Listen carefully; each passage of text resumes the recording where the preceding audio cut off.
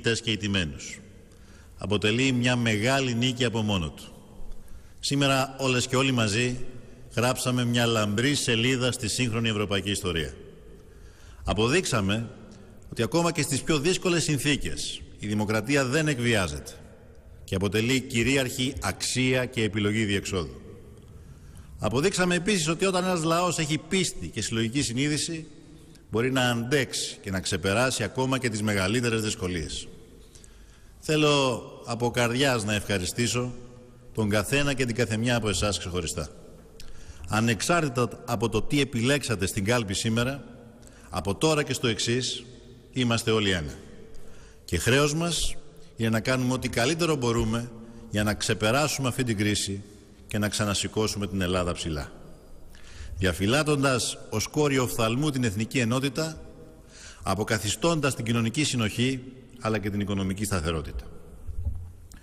Θέλω επίσης να ευχαριστήσω και τους χιλιάδες Ευρωπαίους πολίτες που σε όλες τις μεγάλες πόλεις της Ευρώπης βγήκαν στους δρόμους δείχνοντας έμπρακτα την αλληλεγγύη τους στον ελληνικό λαό.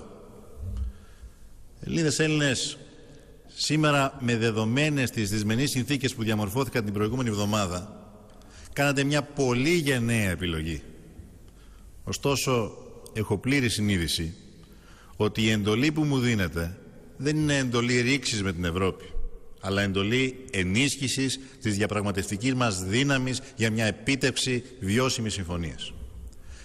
Μια συμφωνίας με όρους κοινωνικής δικαιοσύνης, με όρους προοπτικής και απεγκλωβισμού από τον φαύλο κύκλο της λιτότητας.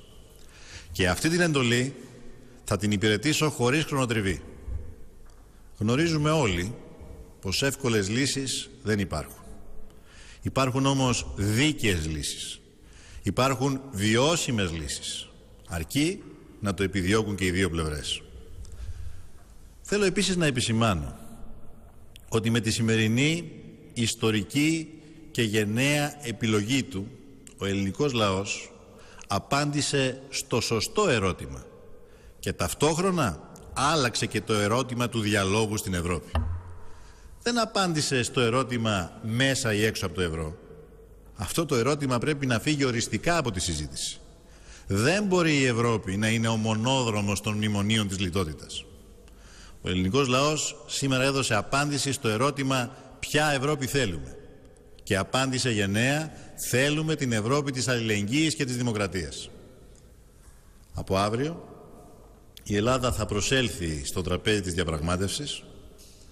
Άμεση η προτεραιότητά μας, η τάχιστη αποκατάσταση της λειτουργίας του τραπεζικού μας συστήματος, η αποκατάσταση της οικονομικής σταθερότητας. Και είμαι βέβαιος ότι η Ευρωπαϊκή Κεντρική Τράπεζα κατανοεί πλήρως όχι μόνο τη γενική οικονομική κατάσταση, αλλά και την ανθρωπιστική διάσταση που έχει πάρει η κρίση στη χώρα μας.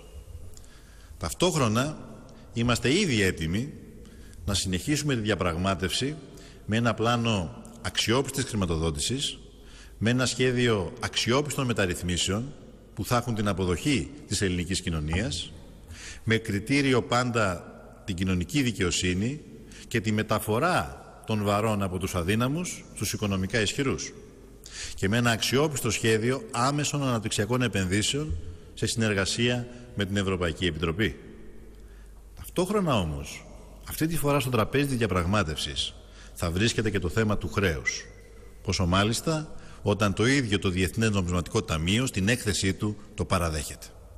Έκθεση που απουσίαζε μέχρι σήμερα από τις διαπραγματεύσεις, αφού μόλις προχθές είδε το φως της δημοσιότητας και επιβεβαιώνει τις ελληνικές θέσεις για την αναγκαία αναδιάρθρωση του χρέους προκειμένου να καταλήξουμε σε μια βιώσιμη λύση οριστικής εξόδου από την κρίση τόσο για την Ελλάδα όσο και για την Ευρώπη.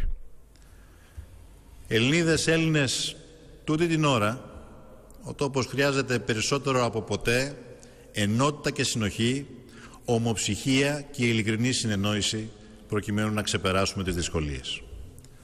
Αμέσως μετά θα επικοινωνήσω με τον Πρόεδρο της Δημοκρατίας και θα του ζητήσω αύριο το πρωί τη σύγκληση του Συμβουλίου των Πολιτικών Αρχηγών προκειμένου να ενημερώσω για τις άμεσες πρωτοβουλίες της κυβέρνησης αλλά και να ακούσω τις δικές τους προτάσεις.